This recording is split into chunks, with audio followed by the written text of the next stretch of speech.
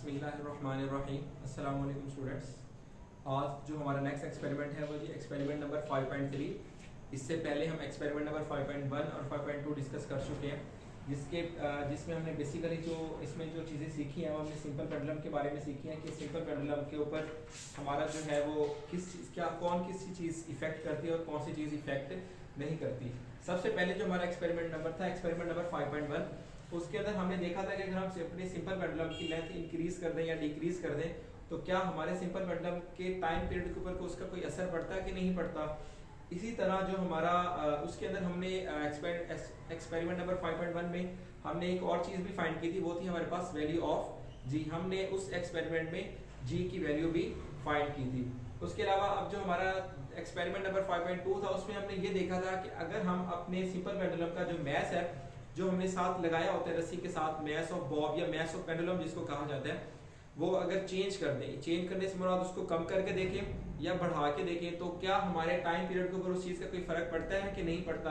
तो हमने ये दोनों चीज़ें पिछले दोनों एक्सपेरिमेंट में परफॉर्म करके उनकी रीडिंग के अकॉर्डिंग चेक कर चुके हैं कि हमारे उन चीज़ों के ऊपर ना तो सिंपल पेंडुलम के ऊपर ना सिर्फ और सिर्फ लेंथ का फर्क पड़ता है, उसके अलावा और किसी चीज़ का सिंपल पेंडुलम के ऊपर फर्क नहीं पड़ता। अगर आप उसका मैस इंक्रीज कर दें या डिक्रीज कर दें, सिंपल पेंडुलम के टाइम पीरियड के ऊपर उस चीज़ का कोई फर्क नहीं पड़ता। ये हमें कैसे पता चला, क्योंकि ये इससे पिछली वीडियो में भी हम डिटेल से देख चुके हैं कि अगर हमारे पास जो सिंपल पेंडुलम का फार्मूला होता है वो बेसिकली होता है T is equal to 2 pi L over G और इनका स्क्वायर रूट। ये हमारे पास सिंपल पेंडुलम का टाइम पीरियड फाइंड करने का फार्मूला होता है। इसमें अगर आप देखें तो आपके पास ये 2 पाई वैल्यू भी कांस्टेंट है, इसके अलावा जी भी एक टर्म कांस्टेंट है।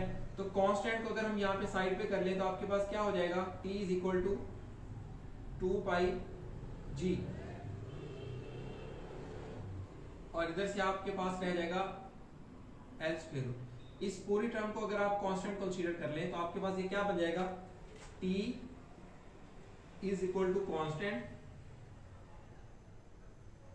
और अंडर रूट L। अब कांस्टेंट को खत्म करें तो यहां पे आ जाएगा T directly proportional to L। अब यहां पे अगर स्क्वायर रूट ले ले तो आपके पास जवाब आ जाएगा T square directly proportional to length. तो यहाँ पे अगर जो सबसे अहम चीज जो हमने चेक की है वो ये देख सकते हैं आप कि यहाँ पे हमारा जो टाइम पीरियड है सिंपल पेंडुलम का, ये दोनों टर्म्स का कांस्टेंट थी, कांस्टेंट को साइड पे कर लिया, सिर्फ किस चीज के ऊपर डिपेंड कर रहा है, लेंथ के ऊपर। यहाँ पे प्रूफ भी हो गया कि अगर हम सिंपल पेंडुलम की लेंथ इंक्रीज करेंगे तो हमारा टाइम पीरियड भी इंक्रीज हो जाएगा और टाइम पीरियड डबल इंक्रीज हो जाएगा, क्योंकि ये 2t का स्क्वायर है, t की पावर 2 है। लेंथ अगर आप 2 करें तो टाइम पीरियड 4 सेकंड हो जाएगा, अगर आप 3 करें तो टाइम पीरियड 9 हो जाएगा, यानी कि उसके डबल इंक्रीज करेगा। और अगर टाइम पीरियड आप डिक्रीज करेंगे तो टाइम लेंथ अगर आप डिक्रीज करेंगे तो टाइम उससे 2 टाइम्स डिक्रीज हो जाएगा, क्योंकि इन दोनों का डायरेक्टली रिलेशन है। लेकिन इस एक्सपेरिमेंट में जो बात कर रहे हैं वो पूछ रहे हैं कि अगर आप उसका एम्पलीट्यूड ऑफ वाइब्रेशन इंक्रीज करें या डिक्रीज करें, बढ़ा के देखें तो उसके ऊपर फर्क पड़ेगा। तो सबसे पहले हम देखते हैं कि एम्पलीट्यूड क्या होता है। एम्पलीट्यूड अगर आप देखें तो अगर सपोज एक वेव है मेरे पास, ये एक वेव है, वेव को अगर मैं ड्रॉ करूं यहाँ पे, ये एक वेव को अगर हम यहाँ पे ड्रॉ करके देखें तो ये एक वेव है। अब इसका एम्पलीट्यूड क्या होगा, बेसिकली एम्पलीट्यूड ये होता है कि अगर आप उसकी मीन पोजीशन से उसका जो डिस्टेंस होगा, यहाँ तक आपकी वेव हमारी यहाँ तक मूव कर रही है, उसका जो मैक्सिमम डिस्प्लेसमेंट है वो यहाँ तक है। मैक्सिमम डिस्प्लेसमेंट मीन पोजीशन से मैक्सिमम डिस्प्लेसमेंट जो कोई चीज कवर करे उसको कहते हैं उसका एम्पलीट्यूड।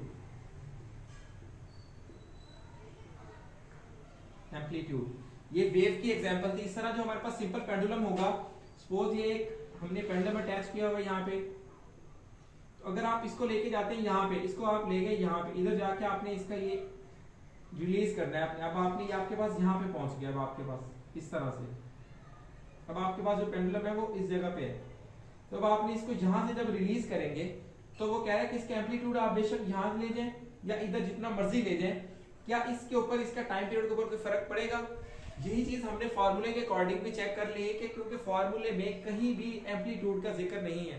फार्मूले में अगर आप चेक कर सकते हैं, फार्मूले में कहीं भी एम्पलीट्यूड वाला फैक्टर नहीं है, तो इसका मतलब ये हुआ कि टाइम पीरियड जो है वो एम्पलीट्यूड के ऊपर डिपेंड नहीं करता। एम्पलीट्यूड बेशक हम जितना मर्जी बढ़ा दें या कम कर लें, तो आपके एम्पलीट्यूड के ऊपर इस चीज का कोई फर्क नहीं पड़ेगा। आपका यही एक्सपेरिमेंट ये बता सकता है, इस फार्मूले से भी आप देख के बता सकते हो कि time period of simple pendulum is the independent of the amplitude of vibration. यही बात आपने अपने कंक्लूजन में भी लिखनी है। उसके बाद अब हम चलते हैं, हमारा जो ऑब्जर्वेशन टेबल है इसके अंदर कुछ हमने सपोज रीडिंग ली हुई है। इस सपोज रीडिंग को अगर आप देखें तो सबसे पहले हमारे पास नंबर 1 ऑब्जर्वेशन है, जो मैंने एम्पलीट्यूड लिया, जो मैक्सिमम मीन पोजीशन डिस्प्लेसमेंट लिया वो 4 सेंटीमीटर लिया फर्स्ट टाइम। अब उसका टाइम पीरियड मैंने उसको वहां पे जाके उसको रिलीज किया। जैसे ही रिलीज करूंगा ये इस तरह मूव करना शुरू कर देगी, जो मेरे पास पेंडुलम है इस तरह मूव करना शुरू कर दे ऐसे, फिर इस तरह वापसी जाएगा इधर और ये अपनी मीन पोजीशन की तरफ वाइब्रेट करना शुरू कर देगा या ऑसिलेट करना शुरू कर देगा। तो पहले 4 सेंटीमीटर लिया, उसके बाद जो टाइम पीरियड है 4 सेंटीमीटर का टाइम पीरियड मैंने नोट किया, 20 वाइब्रेशंस का टाइम पीरियड मैंने नोट कर लेना। सपोज मैं 20 वाइब्रेशंस का ले रहा हूं, आप कम का भी नोट कर सकते हैं, 20 का, 10 का या 30 का बढ़ा भी सकते हैं। तो 20 वाइब्रेशंस का टाइम पीरियड जब मैंने नोट किया तो मेरे पास आया 30 सेकंड। अब इसी स्टेप को दोबारा रिपीट करेंगे, हो सकता है कि टाइम लेने में कोई मिस्टेक हुई, इस वजह से स्टेप को दोबारा रिपीट किया जाता है। तो जब दोबारा रिपीट किया तब भी हमारे पास टाइम आया 30 सेकंड। अब जब हमने इन दोनों का मीन फाइंड किया तो मीन हमारे पास क्या आया 30 सेकंड। इन दोनों का मीन फाइंड करना है, t1 और t2 को प्लस करके 2 पे डिवाइड कर देंगे। अब आप इसका time period for 1 vibration, time period for 1 vibration calculate करने के लिए हम क्या करेंगे, अपने टाइम पीरियड को 20 से डिवाइड करेंगे, क्योंकि 20 हमारे पास टोटल वाइब्रेशंस थी। 20 क्या थी हमारे पास, टोटल वाइब्रेशंस थी। ये 20 जो ये 30 सेकंड है, ये 20 वाइब्रेशंस का टाइम पीरियड है। अगर हम 1 वाइब्रेशन का टाइम पीरियड निकालना चाहते हैं तो डिवाइड कर देंगे 30 को 20 के साथ, तो हमारे पास आंसर आ जाएगा 1.50 सेकंड। 1.50 सेकंड, ये भी आपके पास वैल्यू है, ये भी हमने सेकंड के अंदर ली हुई है। इसके बाद सेकंड ऑब्जर्वेशन की अगर आप देखें तो अब एम्पलीट्यूड में ग्रेजुअली इंक्रीज कर रहा हूँ। एम्पलीट्यूड जो है मैं अपना स्टेप बाय स्टेप इंक्रीज कर रहा हूँ, अपना डिस्टेंस जो है मीन पोजीशन से इंक्रीज कर रहा हूँ। तो इसको जो अब पहले 4 सेंटीमीटर लिया हुआ था, अब जो हम टाइम पीरियड ले रहे हैं वो हम ले रहे हैं 5 सेंटीमीटर। तो 5 सेंटीमीटर के अकॉर्डिंग अगर आप देखें तो अब जो मेरा टाइम पीरियड आ रहा है वो भी तकरीबन अप्रोक्सीमेटली जो पहले से बिल्कुल सेम आ रहा है। पहले टाइम पीरियड 4 सेंटीमीटर के ऊपर 30 सेकंड आ रहा था, 5 सेंटीमीटर। अब एम्पलीट्यूड इंक्रीज कर दिया तब भी टाइम पीरियड कितना रहा मेरा 30 सेकंड ही रहा। अब स्टेप को दोबारा रिपीट किया तब भी मेरे पास टाइम पीरियड 30 सेकंड आया, दोनों का मीन फाइंड किया 30 सेकंड। अब time period for 1 vibration, time period for 1 vibration निकालने के लिए हमने अभी देखा है कि t को 20 से डिवाइड करेंगे, क्योंकि 20 टोटल वाइब्रेशन है। तो 30 को 20 पे डिवाइड किया 1.50। अब तीसरा स्टेप भी बिल्कुल सेम इसी तरह, अब मैं अपना ग्रेजुअली जो एम्पलीट्यूड है वो इंक्रीज किया मैंने। अब पहले 4 लिया था, फिर 5 एम्पलीट्यूड लिया, अब 6 सेंटीमीटर एम्पलीट्यूड जब लिया तो हमने, अब जो मेरे पास टाइम पीरियड आया वो जी आया 29 सेकंड, और दूसरा जो टाइम पीरियड आया वो 29 सेकंड। दोनों इसी स्टेप को रिपीट करने के बाद दोनों को जब हमने एवरेज फाइंड किया या मीन फाइंड किया तो हमारे पास 29 सेकंड आया, और इस तरह इसका जो time period for 1 vibration 1.45 second. तो आप देख सकते हैं ये अप्रोक्सीमेटली आप एम्पलीट्यूड इंक्रीज कर रहे हैं, लेकिन टाइम पीरियड के ऊपर कोई खास फर्क नहीं नजर आ रहा आपको, अप्रोक्सीमेटली टाइम बिल्कुल सेम ही आ रहा है। तो इसका मतलब ये हुआ कि इस एक्सपेरिमेंट में हमने ये चेक किया, ये प्रूव किया अपनी रीडिंग के अकॉर्डिंग कि जो हमारा बॉब है या सिंपल पेंडुलम है जो हमारा, वो टाइम या टाइम पीरियड के उसका जो टाइम पीरियड है वो एम्पलीट्यूड ऑफ वाइब्रेशंस के ऊपर डिपेंड नहीं करता, वो सिर्फ और सिर्फ डिपेंड करता है लेंथ के ऊपर, ना ही वो मैस के ऊपर डिपेंड करता है और ना ही वो अपना एम्पलीट्यूड के ऊपर डिपेंड करता है। तो इससे रिलेटेड कुछ क्वेश्चंस है यहाँ पे आपके पास जिनको पोस्ट लैब एक्टिविटीज में लिखा गया है। ये आपके कॉन्सेप्ट के हवाले से बहुत ही अहम सवाल होते हैं आपके। तो इसके सबसे पहले देख लेते हैं, हमारे पास जो सबसे पहला सवाल है वो कह रहा है जी perform the above experiment by making amplitude large. अब आप इसी एक्सपेरिमेंट को परफॉर्म करें लेकिन अपना जो एम्पलीट्यूड है उसको बहुत ज्यादा बढ़ा दें।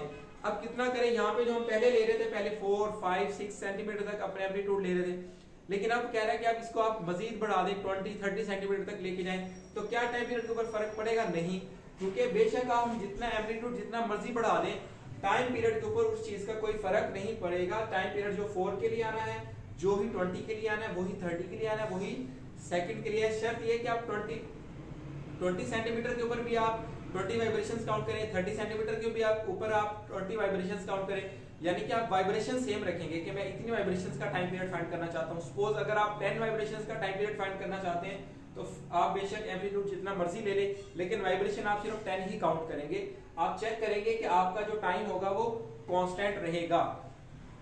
इसके अलावा जो नेक्स्ट क्वेश्चन है हमारे पास वो पूछ रहे हैं कि अगर हम why do oscillation of simple pendulum gradually diminish and eventually the bob stops, ऐसा क्यों होता है कि आपका जो सिंपल पेंडुलम है वो उसके जो मोशन है वो खत्म हो जाते हैं और वो ऐसा ऐसा रुक जाता है। इसके क्या रीजन है? इसके रीजन आपके सामने, आप ये बहुत ही कॉमन सी बात है, अगर कोई ऑब्जेक्ट मूव कर रहा है तो उसकी जो इनर्शियल प्रॉपर्टी है वो यही कहती है कि मेरा ऑब्जेक्ट मूव करता रहे। अगर कोई ऑब्जेक्ट एट रेस्ट है तो ऑब्जेक्ट एट रेस्ट रहे, लेकिन ऐसा होता नहीं है कि उसके ऊपर कोई, जब कोई ऑब्जेक्ट रेस्ट के ऊपर तो हम उसको फोर्स लगा के उसको मूव करवा सकते हैं, लेकिन कोई ऑब्जेक्ट मूव कर रहा है, सपोज अगर आप बाइक चला रहे हैं तो बाइक अगर आप क्लच प्रेस कर ले और बाइक के ऊपर ना उसको रेस दें, यानी कि रेस का मतलब उसको ना ही फोर्स लगाए, लेकिन बाइक आपका मूव करता रहेगा, लेकिन एक वक्त आएगा वो रुक जाएगा।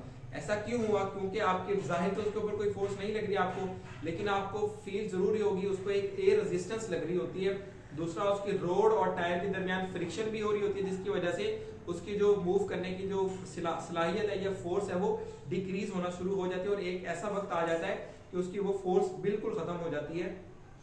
सेम यही कॉन्सेप्ट हमारा जो सिंपल पेंडुलम के ऊपर भी लागू होता है कि सिंपल पेंडुलम जब इस तरह मूव कर रहा होता है तो उसको जब वापस आते हुए तो उसको एयर रेजिस्टेंस फील लग रही होती है, जिसकी वजह से एयर रेजिस्टेंस की वजह से उसकी मोशन ऐसा ऐसा स्लो होना शुरू हो जाती है और एक वक्त आता है कि वो अपने मेन पोजीशन के ऊपर जाके बिल्कुल स्टॉप हो जाता है ड्यू टू एयर रेजिस्टेंस। तो आप इसका जवाब क्या लिखेंगे?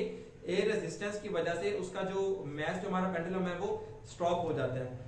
ये था हमारा एक्सपेरिमेंट नंबर 5.3 और ये हमारा इस चैप्टर का लास्ट एक्सपेरिमेंट था।